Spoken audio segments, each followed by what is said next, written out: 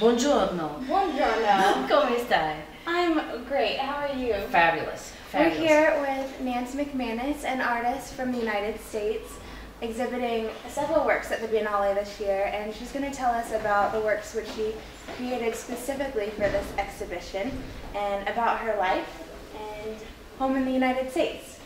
So, where do you want to start? Let's start on the art, because it's all about the art. Let's start on the art. First of all, I'm so thrilled to be in Italy, in Chianciano Terme, and yeah, you had asked me about earlier. You had asked me about the pieces that are here, and I did these pieces specifically for the Biennale, although they're typical of what I do anyway. Birds of prey, a lot of birds of prey, and I work only in pastels. I'm very lucky because two of the birds that are featured in my art here actually live at my house. My husband has the only flying traveling bird show in New Mexico. We go to schools and teach kids about ecology and birds and why they're important. So I'm able to work from life, which makes a big difference in the paintings. When you see the paintings, I think it's part of you every day. Yes, yes. And I think that too, if you can't bring some kind of commitment, emotion to the painting, then it's just light manufacturing. I mean, there's no. It's shallow. There's nothing there. Absolutely. But it's part of your story. Absolutely. Yeah, I see the birds every day. I hear them every day. It's your family. They're birds of prey, so they're not warm and cuddly, but they work. I think they work, and it's interesting from a compositional point of view. Birds are perfect. They are formed to function. So as long as you paint what they offer you, you can almost not have a great composition. So they solve 50% of the problem for me painting wise. So it's great. Wonderful. It's wonderful to have them there. Yeah. And you said you work only in pastels, but yes. If you notice, there's some metallic in your work. There is gold leaf. Yeah, that's a variegated gold leaf. How do you do that? Well, and it depends on the surface. I generally work on a kind of, I don't want to say poster board, on a really heavy illustration board. And then I apply my own ground, so it's got some tooth to it, so it holds on to the pastel. So when I brought these paintings here, I just put them in a suitcase, and they came fine, and the pastel isn't everywhere because the ground is so good. So while I'm applying the ground, I also apply the variegated gold. This happens to be a variegated gold leaf. Okay. Why variegated gold leaf? Why? Because when I was in university, I used to paint motorcycle tanks and helmets, and we used to have variegated gold leaf. So you know how to work with it? I know how to work with it from there. Wonderful. So you were painting in college. When did you start painting? Oh, my mother was a painter. My mother had her degree from Stanford University as a painter, so I've always been painting. You grew up with it. I didn't know that. I just thought everybody painted. We used to. My mother was a really cool person. And we used to make our lunch, when I was like 3 or 4 years old, we used to make it lunch. And we used to take our Chinese brush painting equipment to the zoo.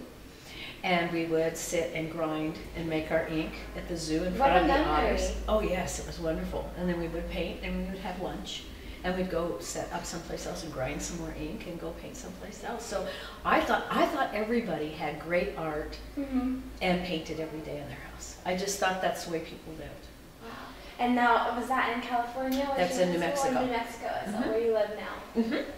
That's great. Yep, second generation. Yep. And you came to Italy once, before. This isn't your first time in Italy. No, I was lucky enough to go to school in Florence during the summer, so I got to go to the Lorenzo de Medici,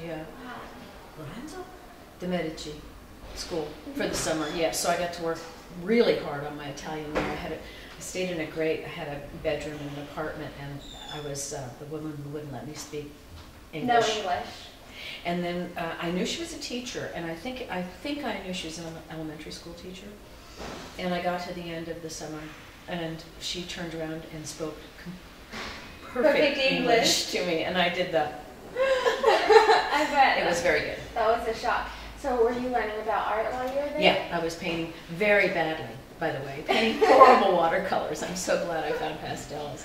I don't have the guts to make mistakes in watercolor. So it's great because in pastels. You feel free. Oh, I can fix anything. As long as you don't tear the paper, I can fix anything in pastels. And when did you discover that was your natural expression? I applied, there's a very good school in America that runs short courses called the Scottsdale Artist School. And I applied for a scholarship, and I got a scholarship to a very good painter there that also paints in oils, but he paints, his name is Howard Post, and he paints brilliant pastels. And I showed up to class, I tried to make ground on some paper, and I showed up to class with like 5 pastels in my hand, and then I'm all ready to learn. This was maybe 6 years ago.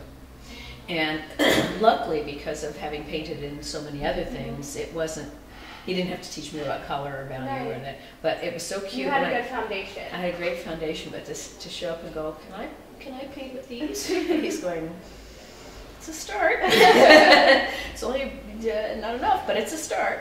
And so how many do you normally work with? I'm finding that I'm more odd than I thought I was to begin with. I'm finding that's good. Yeah, I'm finding that a lot of painters paint with like hundreds of pastels, and I find that I just, there's probably fewer than 200 colors where I'm sitting. When I normally, there's some more collections. I work with 2 main types of pastels. One's called a Giraud. It's been made in France for a long time in Paris. And then I work with the Unison mostly, and that was made in England. So I have like side stashes for certain things, but I find that I just reach kind of for the same. And I think we go through phases like that, and you stop once a year and go, not anymore, and then you look at other colors. But yeah. Yeah, that's great. And how has your experience been so far at the Biennale? Oh, the Biennale. First of all, the people that are working the Biennale work so hard. I can verify that. I have to wear a hat because my ego is getting really big because everybody has been so gracious. And this started even before we got here. This started by internet, just working hard at, making sure our paintings are here, making sure we have the right forms, and always simpatico. Everything is simpatico. Molto buono. It's just amazing. We love our artists. Yeah, absolutely, and it shows. It's so wonderful.